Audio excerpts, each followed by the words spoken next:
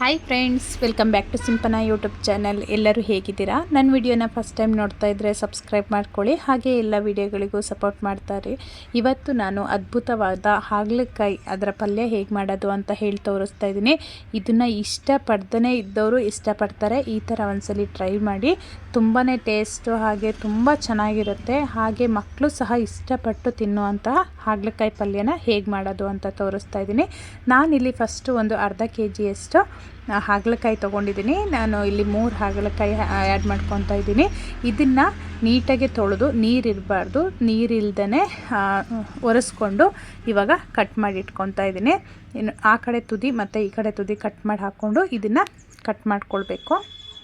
ತುಂಬ ದೊಡ್ಡದಾಗಿ ಕಟ್ ಮಾಡ್ಕೊಳ್ಬಾರ್ದು. ಮೀಡಿಯಮಾಗಿ ನಾನು ಹೇಗೆ ಕಟ್ ಮಾಡ್ತಾಯಿದ್ದೀನಿ ನೋಡಿ, ಆ ಥರನೇ ಕಟ್ ಮಾಡಿ. ನಾನು ಬೀಜ ಸಮೇತ ಹಾಕ್ಕೊಳ್ತಾ ಇದ್ದೀನಿ, ಬೀಜನ ತೆಗಿತಾ ಇಲ್ಲ.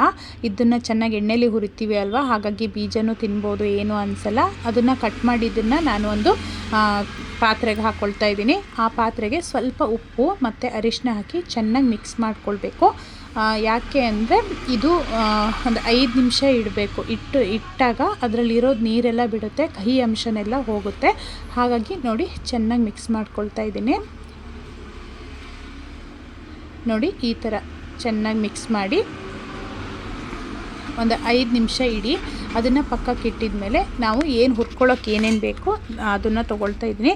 ಇದು ತುಂಬ ಏನು ಕಷ್ಟ ಏನಲ್ಲ, ಈಸಿಯಾಗಿ ಮಾಡ್ಕೋಬೋದು. ನಾನಿಲ್ಲಿ ಶುಂಠಿ ಹಾಗೆ ಕೊಬ್ಬರಿ, ಮೆಣಸಿನ್ಕಾಯಿ ಮತ್ತು ಶೇಂಗಾ, ಬೆಳ್ಳುಳ್ಳಿ, ನಾನು ಒಂದು 2 ಮೆಣಸಿನ್ಕಾಯಿಯಷ್ಟು ತೊಗೊಂಡಿದ್ದೀನಿ, ಹಸಿ ಮೆಣಸಿನಕಾಯಿ. ಬೆಳ್ಳುಳ್ಳಿ ಒಂದು 10 ಎಕ್ಲು ಬೆಳ್ಳುಳ್ಳಿ ತೊಗೊಂಡಿದ್ದೀನಿ. ಒಂದು 2 ಚೂರಷ್ಟು ಶುಂಠಿ ತೊಗೊಂಡಿದ್ದೀನಿ. ಇದನ್ನು ಎಲ್ಲ ಇದಕ್ಕೆ ಎಣ್ಣೆಗೆ ಹಾಕ್ಕೊಂಡು ಫ್ರೈ ಮಾಡ್ಕೊಳ್ಬೇಕು ಚೆನ್ನಾಗಿ. ನೋಡಿ, ನಾನೊಂದು 2 ಟೇಬಲ್ ಸ್ಪೂನಷ್ಟು ಆಯಿಲ್ ಹಾಕ್ಕೊಂಡಿದ್ದೀನಿ. ಅದಕ್ಕೆ ಇದನ್ನು ಹಾಕ್ಕೊಂಡು ಚೆನ್ನಾಗಿ ಫ್ರೈ ಮಾಡ್ಕೊಳ್ಳಿ. ಎಣ್ಣೆಯಲ್ಲಿ ಚೆನ್ನಾಗಿ ಫ್ರೈ ಆದಷ್ಟು ಟೇಸ್ಟ್ ಚೆನ್ನಾಗಿರುತ್ತೆ. ನಾನಿಲ್ಲಿ ಹಸಿಮೆಣಸಿನ್ಕಾಯಿ ಖಾರ ಪುಡಿ ಹಾಕ್ಕೊಳ್ತೀನಿ, ಹಾಗಾಗಿ 2 ಮೆಣಸಿನ್ಕಾಯಿ ಹಾಕ್ಕೊಳ್ತಾ ಇದ್ದೀನಿ. ನೋಡಿ, ಚೆನ್ನಾಗಿ ಫ್ರೈ ಆಗಬೇಕು. ಇದು ಫ್ರೈ ಆಗೋದು ಅಂದರೆ ಶೇಂಗಾ ಎಲ್ಲ ಇದೆಯಲ್ವ, ಸ್ವಲ್ಪ ಬ್ರೌನ್ ಶೇಡಿಗೆ ಬರಬೇಕು, ಅಷ್ಟೋ ತನಕ ಫ್ರೈ ಮಾಡ್ಕೊಳ್ಬೇಕು. ನೋಡಿ, ಇನ್ನೊಂದು ಸ್ವಲ್ಪ ಫ್ರೈ ಆದರೆ ಸಾಕು. ಒಂದು 5 ನಿಮಿಷ ಫ್ರೈ ಮಾಡ್ಕೊಳ್ಳಿ. ಈಗ ನೋಡಿ, ಚೆನ್ನಾಗಿ ಫ್ರೈ ಆಗಿದೆ, ಗೊತ್ತಾಗ್ತಿದೆ ಅಲ್ವಾ ಹೇಗೆ ಫ್ರೈ ಆಗಿದೆ ಅಂತ ಹೇಳಿ. ಇವಾಗ ಇದನ್ನು ಮಿಕ್ಸಿ ಮಾಡ್ಕೊಳ್ಬೇಕು. ಅದಕ್ಕೆ ನಾನು 2 ಟೊಮೆಟೊ ಕಟ್ ಮಾಡಿ ಹಾಕ್ಕೊಳ್ತಾ ಇದ್ದೀನಿ. ಟೊಮೆಟೊನ ಫ್ರೈ ಮಾಡ್ಕೊಂಡಿಲ್ಲ, ಹಸಿ ಟೊಮೆಟೊನ ಇದಕ್ಕೆ ಹಾಕ್ಕೊಂಡು ಮಿಕ್ಸಿ ಮಾಡ್ಕೊಳ್ಬೇಕು. ಇವಾಗ ನೋಡಿ, 2 ಟೊಮೆಟೊ ಹಾಕ್ಕೊಂಡಿದ್ದೀನಿ. ಇದನ್ನು ನೈಸಾಗಿ, ತುಂಬ ತರಿಯಾಗಿ ರುಬ್ಕೊಳ್ಬಾರ್ದು, ನೈಸಾಗಿ ರುಬ್ಕೊಳ್ಬೇಕು. ನೋಡಿ ನಾನು ಹೇಗೆ ರುಬ್ಕೊಂಡಿದ್ದೀನಿ ಅಂತ. ನೋಡಿ, ಈ ಥರ ತುಂಬ ನೈಸಾಗಿ ರುಬ್ಕೊಳ್ಬೇಕು.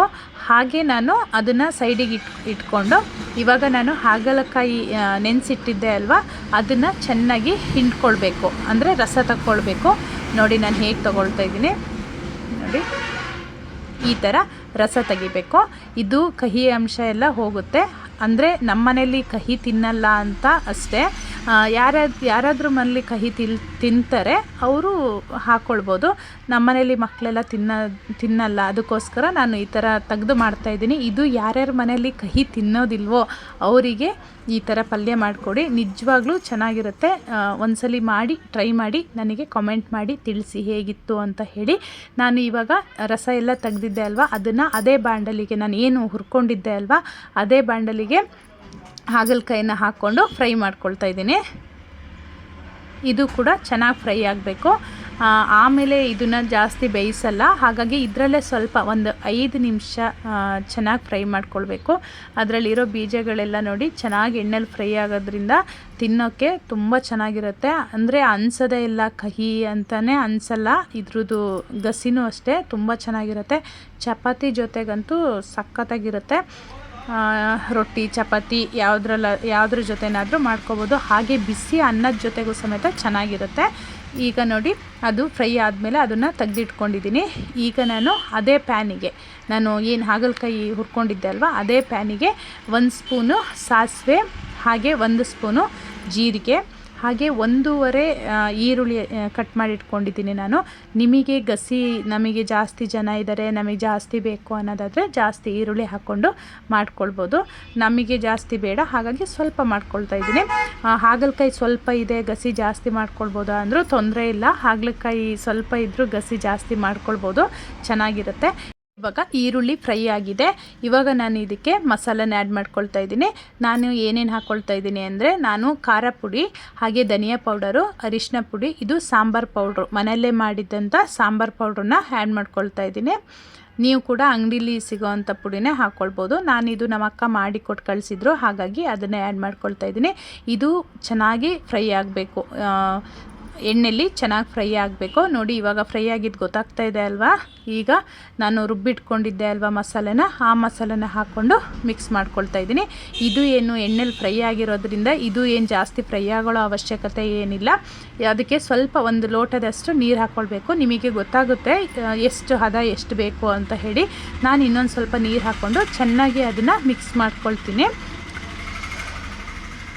ನೋಡಿ ಇವಾಗ ಚೆನ್ನಾಗಿ ಅದು ಮಿಕ್ಸ್ ಮಾಡ್ಕೊಳ್ಬೇಕು. ನೋಡಿ ಮಿಕ್ಸ್ ಮಾಡ್ಕೊಂಡ್ಮೇಲೆ ಹೀಗಾಗಿದೆ. ನಾನು ತುಂಬ ತೆಳುನೂ ಮಾಡ್ತಾಯಿಲ್ಲ, ತುಂಬ ಗಟ್ಟಿನೂ ಮಾಡ್ತಾಯಿಲ್ಲ, ಮೀಡಿಯಮಾಗಿ ಮಾಡ್ತಾಯಿದ್ದೀನಿ. ನೀವು ಉಪ್ಪು ನೋಡಿ ಹಾಕ್ಕೊಳ್ಳಿ. ಆಲ್ರೆಡಿ ನೀವು ಅದಕ್ಕೆ ಉಪ್ಪು ಹಾಕ್ಕೊಂಡಿರ್ತೀರ ಅಲ್ವಾ, ಅದಕ್ಕೆ ನೋಡಿ ಹಾಕ್ಕೊಳ್ಳಿ. ಅದಕ್ಕೆ ಸ್ವಲ್ಪ ಕಸ್ತೂರಿ ಮೇಥಿನ ಆ್ಯಡ್ ಮಾಡ್ಕೊಳ್ತಾ ಇದ್ದೀನಿ. ಇವಾಗ ಸ್ವಲ್ಪ ನಿಂಬೆ ರಸ ಹಾಕ್ಕೊಳ್ಬೇಕು. 1 ಸ್ಪೂನಷ್ಟು ನಿಂಬೆ ರಸ ಹಾಕ್ಕೊಂಡು ಚೆನ್ನಾಗಿ ಮಿಕ್ಸ್ ಮಾಡ್ಕೊಂಡಾದಮೇಲೆ ಇವಾಗ ನಾನು ಏನು ಫ್ರೈ ಮಾಡಿ ಇಟ್ಕೊಂಡಿದ್ದೆ ಅಲ್ವಾ ಹಾಗಲಕಾಯಿನ, ಆ ಹಾಗಲಕಾಯಿನ ಆ್ಯಡ್ ಮಾಡ್ಕೊಳ್ತಾ ಇದ್ದೀನಿ. ಇದನ್ನು ಆ್ಯಡ್ ಮಾಡಾದಮೇಲೆ ಒಂದು 5 ನಿಮಿಷ ಇದನ್ನು ಮುಚ್ಚಿಡಿ. ಚೆನ್ನಾಗಿ ಒಂದು 5 ನಿಮಿಷ, ಅಂದರೆ ಜಾಸ್ತಿ ಉರಿ ಇಟ್ಕೊಳ್ಬಾರ್ದು, ತಳ ಹಿಡ್ಕೊಳ್ಬಿಡುತ್ತೆ. ಇವಾಗ ಕಮ್ಮಿ ಉರಿಲೇ ಒಂದು 5 ನಿಮಿಷ ಇಟ್ಟ ಮೇಲೆ ನೋಡಿ ಓಪನ್ ಮಾಡ್ತಾ ಇದ್ದೀನಿ ಹೇಗಾಗಿದೆ ಅಂತ ಹೇಳಿ. ಚೆನ್ನಾಗಿ ಅದು ಎಣ್ಣೆ ಬಿಟ್ಟಿರುತ್ತೆ.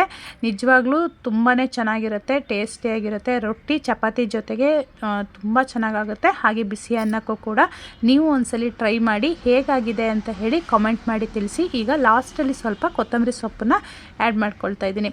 ತುಂಬ ಟೇಸ್ಟಿಯಾದಂತಹ ಹಾಗಲಕಾಯಿ ಗೊಜ್ಜು ರೆಡಿಯಾಗಿದೆ. ಇಲ್ಲಿಗೆ ನಾನು ವಿಡಿಯೋನ ಮುಗಿಸ್ತಾ ಇದ್ದೀನಿ. Thank you, bye.